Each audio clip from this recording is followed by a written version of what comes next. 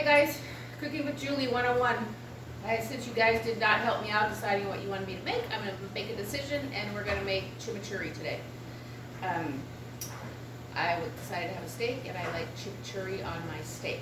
So first things first, get a drink, good vodka or a good wine. Make sure you have your mise en place, which means everything in place, everything that you're going to need so you don't have to be running around. Parsley, cilantro, fresh oregano here right now. Chimichurri is classically it's from Argentina and it's classically parsley, but I like cilantro in mine, so I do that. And I put in a half of a jalapeno, like a little spice. You're going to need some oregano. Oh, excuse me, I already did oregano. A little bit of crushed red pepper just for color. An onion. Of course, Sprouts didn't have any red onions. I usually like to use red, but we're going to use white today. Red wine vinegar. Just eyeball it, just sprinkles.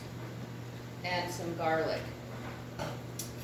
So, just process this, and you are done. Garlic, garlic, garlic.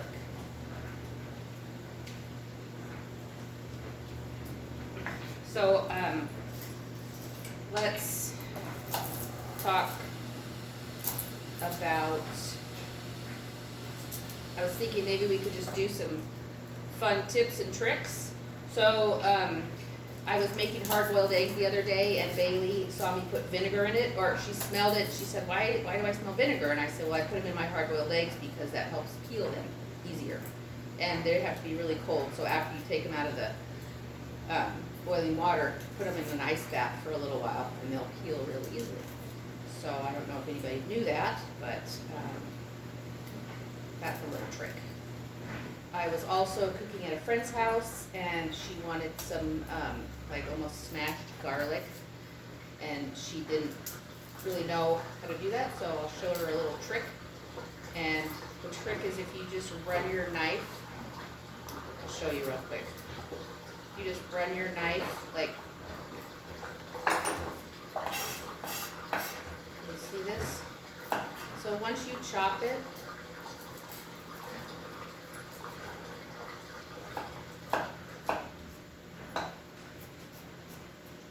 if you want to just use the blade, the back of your knife, and just press on it down, it'll smash it and make it more like a paste. So that I like to do that on top of my steak because I like that garlic crunch. And so I'm just going to chop this up a little bit more and then flatten it with my knife like this, and it just kind of presses it and flattens it out. And it just kind of releases the juices, and it gives you a little bit more flavor. Also, did you know you add your garlic in the end of the cooking process? Like I'm doing sauteed mushrooms tonight, I'm going to put the garlic in last because then it'll really be very garlicky, and it won't burn because garlic tends to burn really fast, so be careful not to put your garlic in a plain pan on a high heat, or it'll just be a nightmare, or it'll just be really, really strong and burnt.